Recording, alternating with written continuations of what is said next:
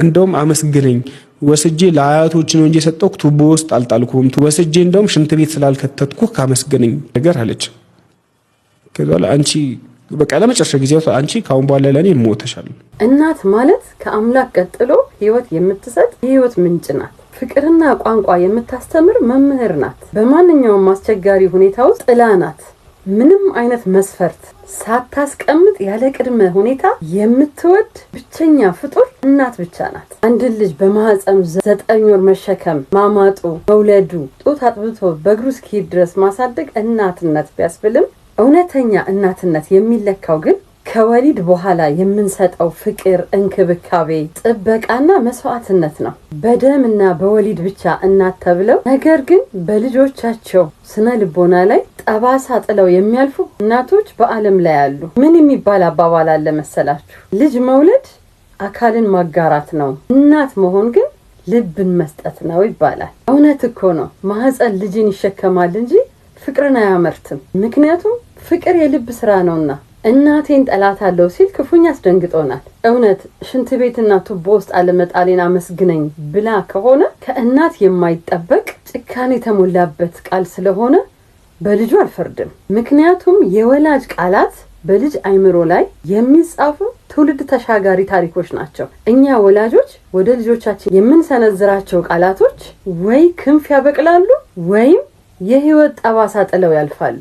በአንደበት የሚወረወር መርዛማ ቃላት በልጅ ስነልቦና ላይ የሚፈጠር ቁስል ከጅራፍ ግርፋት በላይ የከፋና የማይሻር ስለሆነ ወላጆች ጥንቃቄ ማድረግ አለብን። ወንድሜ እናትህ ለአንተ ከእርግዝና ጀምሮ እስከ 2 ዓመት በእግርህ እስከምትሄድ ድረስ የምታደርገው እንክብካቤ፣ እንቅልፍ ማጣትና ህመም በገንዘብ የማይተመን ታላቅ ውለታ ነው። ነገር ግን ይህንን የከፈለችውን ውድ ዋጋ በኋላ ላይ የሰራችው ስህተትና በጭካኔ ቃላቶቿ ድካሟን፣ ስቃይዋን ከንቱ እንዲሆን አድርገዋለች።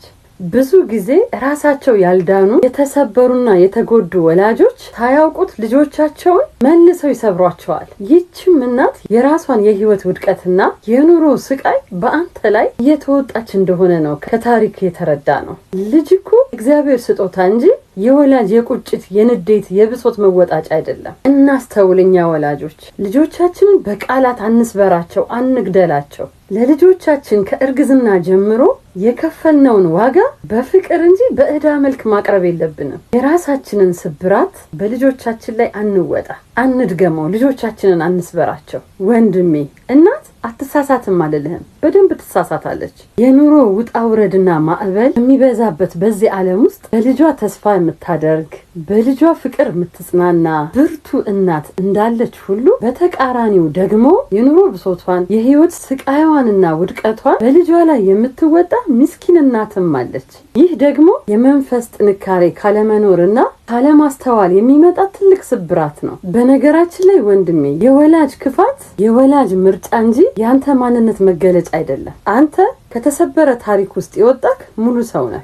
የሰው ልጅ ፍቅር በነፈገው በቃላት በገደለው ክብርና ደህንነቱን በጣሰው ሰው ላይ ጥላቻና ቁጭት ማሳደሩ ተፈጥሯዊ ስነልቦና ነው። አንተ እናትህን መጥላት ክፋት ሳይሆን ከደረሰብህ ከፍተኛ በደል ቁስል የመነጨ የልጅነት ስቃይህ ነው። ነገር ግን ህይወትህ እንዲቃና በውስጥህ ያለውን የጥላቻ መርዝ አውጥተህ እናትህን ይቅር ልትላት ይገባል። ምክንያቱም ትናንት በትናንቱ አልፏልና ዛሬ አዲስ ቀን አዲስ ተስፋ ነው። የትናንቱን መጥፎ ትዝታና ሸክም ተሸክመህ አትጓዝ፣ ወደ ኋላ ይጎትተሃል። የነገ ብሩህ ህይወትህን ያበላሽብሃል። ይቅርታ የምታደርገው ያንተን የወደፊት ህይወትህን እንዳይቆልፍ ስትል ለራስህ የምትሰጠው ነፃነት ነው። ምክንያቱም በጥላቻ ታስራ ልትበለጽግ አትችልምና። አስተውል። ይህን ሁሉ በደል የበደለችህ በክፋት አይደለም። የኑሮ ውጣ ውረዱን የምትቋቋምበት የመንፈስ ጥንካሬ ስላልነበራት ነው። ታዲያ እሷ ያጣችውን ያንን የመንፈስ ጥንካሬ አንተ ዛሬ በይቅርታ ስጣት። ቀሪ ዘመኗን በፍቅር ታገልግልህ። ምናልባት እኮ እነዚህን ፈተናዎች ባታልፍ ኖሮ አሁን ያለውን ማንነትን ላታገኘው ትችል ነበር። ነገር ሁሉ እኮ ለበጎ ነው። ስለዚህ ወንድሜ ጥላቻውን ሰብረህ ጥላቻን በፍቅር አሸንፈህ እማዬ እማኮ እያልክ በቅፈህ አድርጋት። የምርቃቷን ጅረት በህይወት ላይ አፍስስ። ትናንት የሰበሩህን ዛሬ በይቅርታ ስትጠግናቸው አንተ ከነሱ በላይ ታላቅ ሰው ትሆናለህ። ምክንያቱም ትልቅነት በደልን መቁጠር ሳይሆን በደልን በይቅርታ ማጠብ ነው። ይህ ታሪክ ሁላችንም ለልጆቻችን የምንሰጠውን ፍቅር እንድንፈትሽ፣ ቃላታችንን እንድንጠነቀቅ ያስተምረናል። ለኛ ለወላጆች ማስተዋሉን ያድለን፣ ለተጎዱ ልጆች ደግሞ የይቅርታ ልብን ይስጥልን።